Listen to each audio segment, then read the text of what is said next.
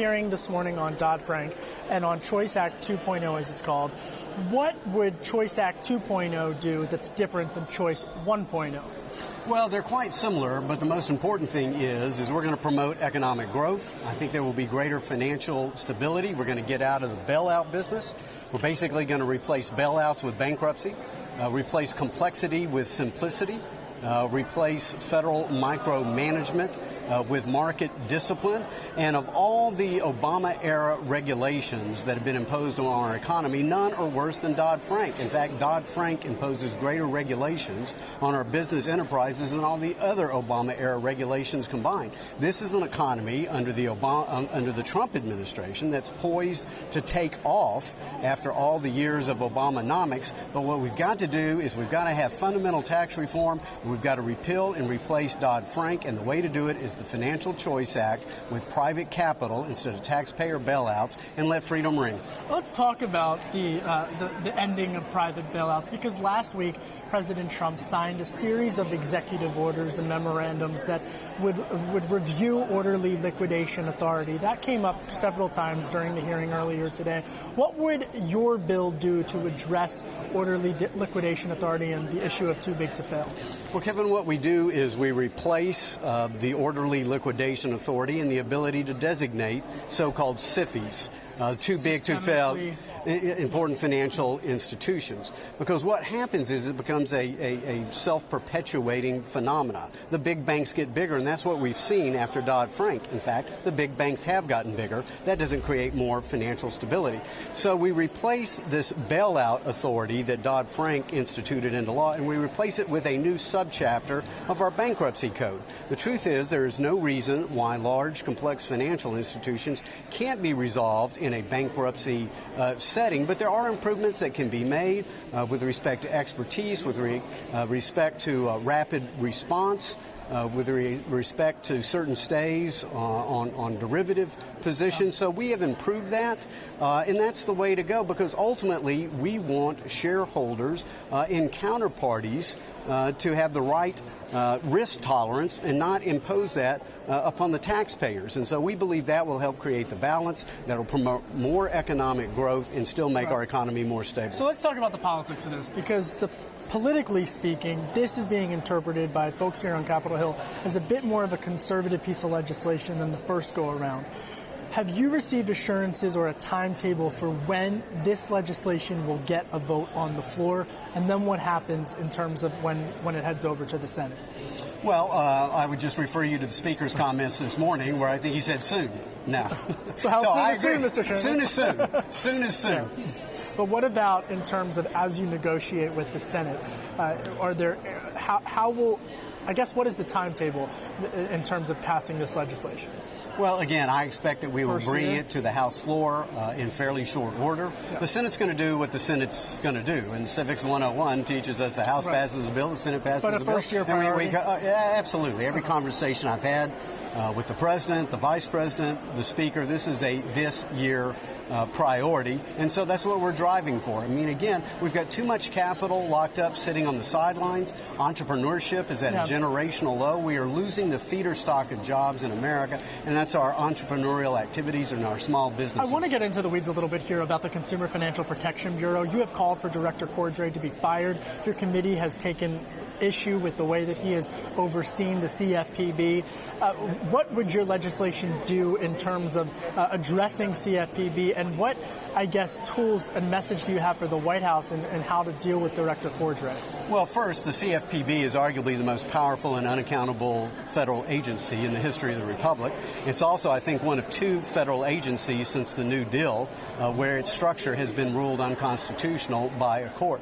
We have completely lost checks and balances. We have completely lost due process.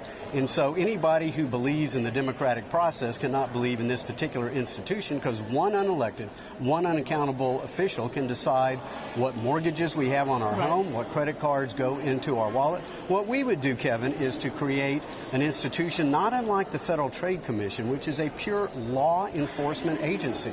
Number one, the most important way to protect consumers is through competitive, innovative, transparent markets. Should Director Cordray be fired? He should have been fired yesterday, the day before that. I don't understand why he's... Well, I don't have the ability to fire him. I've certainly encouraged the president to do that. I hope they will do that forthwith. They have the legal ability to do it. And under Mr. Cordray, unfortunately, consumers are in many ways worse off. We have lost free checking. Bank fees have gone up. The ranks of the unbanked have gone up. I want to talk about banks because another thing that your committee is looking at is investigating what went wrong with Wells Fargo. Now, Democrats have made the case that the reason you need Dodd-Frank is to prevent issues like what happened at Wells Fargo from happening again. But you make the case that Dodd-Frank and regulators perhaps dropped the ball and that this perhaps is a system that shouldn't have been made. Number one, how would your legislation prevent Wells Fargo from repeating?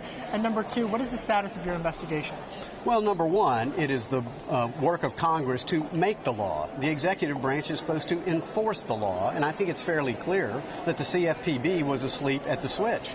I mean, we have produced documents that show that for all intents and purposes, they didn't even launch their investigation until after Wells Fargo self-reported. This really had to do with an investigation by the LA Times in the Los Angeles city attorney's office. CFPB, all they did was swoop in to gather a few headlines to impose a fine. So there are approximately 24 major consumer protection laws that are on the books. We would have an agency that is totally devoted to enforcing the law, to really be a cop on the beat, because unfortunately what happened at Wells Fargo, I mean, it's just basic fraud and basic theft that's been around since the dawn of man. CFPB had regulators, OCC had embedded regulators. I don't know why they didn't do their job. Maybe it's because they were too busy making the law. Maybe it was because they were too busy renovating their luxurious office space, which is going to cost us $200 million.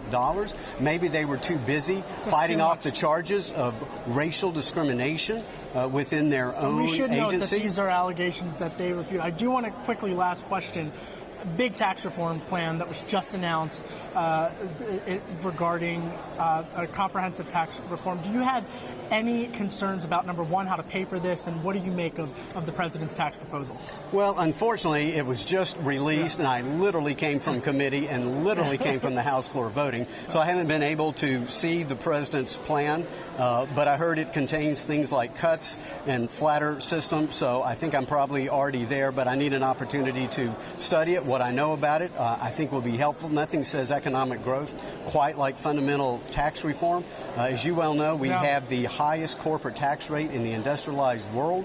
If we want to get competitive, if we want to bring jobs from overseas and bring them back here, we're going to have to dramatically cut that corporate rate, business rates, and then middle-income workers need a fairer, flatter system. So again, I haven't been able to study the plan as of yet, but from what I know about it at kind of the 50,000-foot level, I'm intrigued, and I'm glad the president's offering it. Let me ask you about your recent trip overseas with House Speaker Paul Ryan. You visited several countries, including the United Kingdom, and talking about the importance of NATO. Tell me about your trip. What did you learn? What did you make? And how important is NATO and this administration's commitment to NATO as we move forward into this administration? Well, number one, I think NATO is incredibly important. Clearly, the Russian bear is on the move, and people in Europe are. Well, let's look at the Crimea. Let's look at the Ukraine.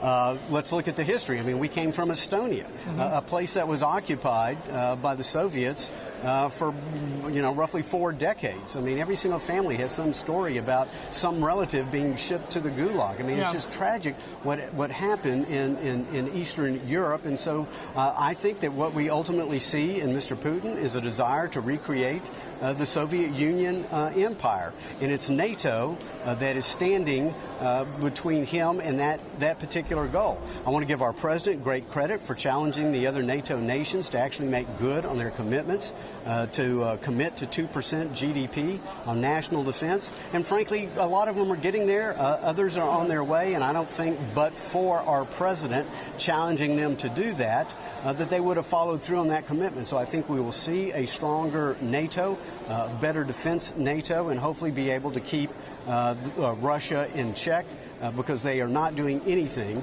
that is going to be helpful to U.S. interests, much less the global cause of freedom and prosperity. Chairman Jeb Hensarling of the House Financial Services Committee, we have so many questions we could talk forever, but we appreciate your time.